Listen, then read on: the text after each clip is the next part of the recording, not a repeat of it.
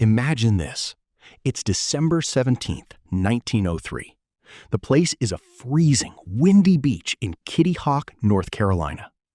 Two brothers who never went to college, who had no engineering degrees, who ran a bicycle shop for a living, are about to attempt something that the world's greatest scientists said was impossible. And here's the kicker. Just 2 days earlier, the most well-funded, government-backed flying machine in history had crashed into a river. The expert, the professor, the man with a $50,000 government grant, he failed. But these two brothers, they had spent less than $1,000. They had no team of scientists, no government funding, no prestigious university behind them. And yet, at exactly 10:35 in the morning, one of them climbed onto a strange wooden contraption. A 12-horsepower engine roared to life, and for 12 seconds, a human being flew through the air in a powered, controlled machine for the very first time in history. 12 seconds. That's all it took to change civilization forever. So who were these brothers? How did two guys from a bicycle shop crack the code that had stumped humanity for centuries? And what can their story teach us about science, failure, and the nature of genius? Let's find out. Humans have dreamed of flying for as long as we've existed. Look at the myths. Icarus flying too close to the sun. Ancient Indian texts describing flying chariots. Leonardo da Vinci sketching flying machines in the 1480s. We have always looked at birds and felt that ache. Why not us? But flight isn't just about wings. That's where most people, even brilliant scientists, got it wrong. Think about a bird for a second. When a bird turns in the air, it doesn't just flap harder on one side. Watch closely. It subtly twists the tips of its wings. One side creates more lift, the other less, and the bird banks smoothly into a turn. It's incredibly precise, almost invisible, but it's the secret. By the late 1800s, everyone was obsessed with the power problem. How do we build an engine strong enough to lift a flying machine? Very few people were asking the more important question. How do you control a flying machine once it's in the air? This is where the Wright brothers saw what no one else did. Wilbur and Orville Wright grew up in Dayton, Ohio. Their father was a bishop. Their mother, and this is fascinating, was the one who was gifted with mechanical ability. She built toys and gadgets for her children. Some historians say she was the first engineer the Wright brothers ever knew. As kids, their father once brought home a small toy helicopter, a rubber band power gadget based on a design by a French inventor. Most kids would have played with it for a week and forgotten it. Wilbur and Orville, they studied it. They tried to build a bigger version, and when the bigger version didn't fly as well, they wanted to know why. That curiosity never left them. By the 1890s, they were running a bicycle shop. And here's where it gets really interesting, because bicycles taught them something crucial about physics. A bicycle is inherently unstable. If you stop pedaling and let go of the handlebars, it will fall.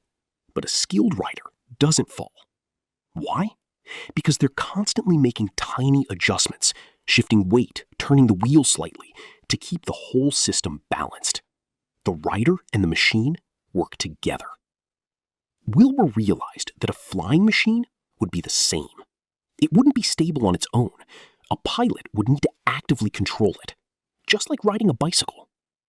This seems obvious now, but at the time, most flying machine designers were trying to build something inherently stable, something that would just float through the air on its own, without needing constant input. They were solving the wrong problem. The Wright brothers decided to solve the right one. They started by studying everything that had been written about flight.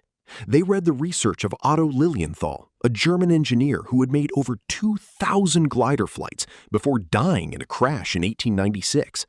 They read the work of Octave Chanute, a French-American engineer who corresponded with them by letter for years. They were voracious learners. But then they did something remarkable. They started questioning the existing data. Lilienthal had published tables of aerodynamic measurements. These were the industry standard. Everyone used them. The Wright brothers used them too, and their gliders kept underperforming what the numbers predicted. So instead of assuming they had made mistakes, they asked, what if the data itself is wrong? They built their own wind tunnel in their bicycle shop, a wooden box about 6 feet long with a fan at one end, and spent months testing over 200 different wing shapes. They generated their own data, more accurate data that nobody had before. They discovered that the published lift coefficients, the numbers everyone relied on, were off. Not by a little, by a lot. This is real science, not just reading what others have done, not just following the established path, but testing, measuring, and being willing to say, the experts got this wrong. And then there was the control problem. Watching a buzzard flying one day, Wilbur noticed something. When the bird wanted to regain its balance in a gust of wind, it twisted the tips of its wings in opposite directions. One wingtip angled up, the other angled down. This created different amounts of lift on each side, and the bird rolled back into balance. Wilbur picked up a long, rectangular cardboard box from his bicycle shop. He twisted it, one end one way, the other end the opposite way. The box twisted into a gentle warp. He showed Orville. "That's it," he said. "That's how we control the wings." They called it wing warping, and it became the foundation of modern aircraft control. Today we use ailerons, small hinged flaps on the wings, but the principle is identical. You manipulate each wing independently to control roll. Combined with a movable front elevator to control pitch and a rear rudder to control yaw, the Wright brothers had cracked the three-axis control system that every aircraft in the world still uses today. Here's the surprising truth about the Wright brothers' success. It wasn't genius in the way we usually think about it. Samuel Langley, the man who crashed into the river 2 days before Kitty Hawk, was by any measure more qualified. He was the secretary of the Smithsonian Institution. He had a team of engineers. He had government money. He had prestige and resources. He failed because he focused on power. He built a massive engine and assumed if it was strong enough, it would fly. The Wright brothers succeeded because they focused on understanding. They built gliders first, dozens of them, and flew them as kites and then as piloted gliders, refining their control system before they ever attached an engine. By the time they added the motor, they already knew how to fly. There's a lesson here that goes far beyond aviation. Most of the time, we try to solve a hard problem by throwing power at it. More money, more resources, more brute force. But the Wright brothers showed that the secret is often understanding the problem deeply before trying to solve it. They failed hundreds of times. Their gliders crashed. Their calculations were wrong. They went back to the drawing board again and again. Orville once said that it's not the failures that discourage you. It's the ones you almost got right that make you wonder if you'll ever get there. But they kept going. And on that cold December morning, they got there. Think about what the world looked like before that 12-second flight. If you wanted to travel from New York to London, you took a ship. It took about a week. Most people never traveled more than 100 miles from where they were born. The world was vast and mostly unreachable. Today, over 100,000 flights take off around the world every single day. We ship organs across continents for transplants. We deliver medicine to remote villages. We connect families separated by oceans with a flight that takes hours, not months. The global economy, the supply chains, the trade, the tourism is built on the foundation of that first 12-second flight. The aviation industry alone is worth over $900 billion and supports tens of millions of jobs worldwide. And it goes deeper than economics. Flight changed how we see ourselves. When astronauts look down at Earth from the International Space Station, they speak of something called the overview effect, a sudden, overwhelming sense that our planet is one thing, fragile and connected. That shift in perspective begins with flight.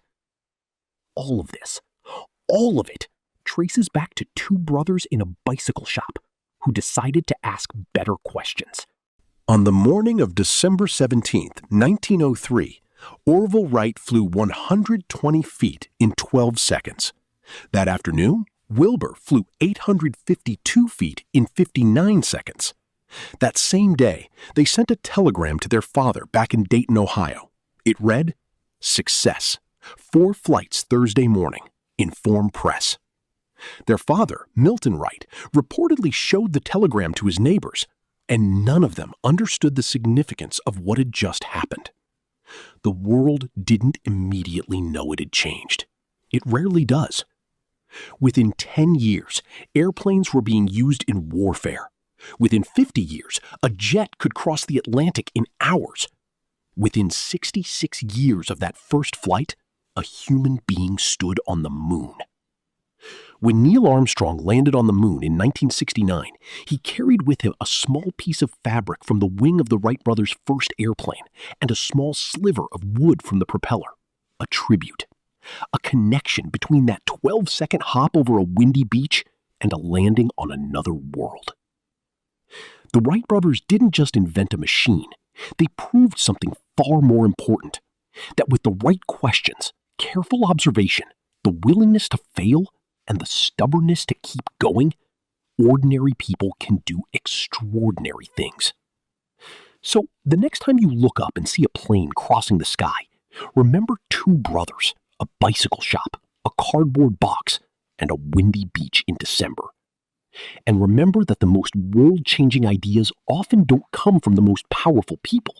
They come from the most curious ones. If you found this video fascinating, hit subscribe and leave a comment below. What other scientific breakthrough should we explore next? Because we're just getting started.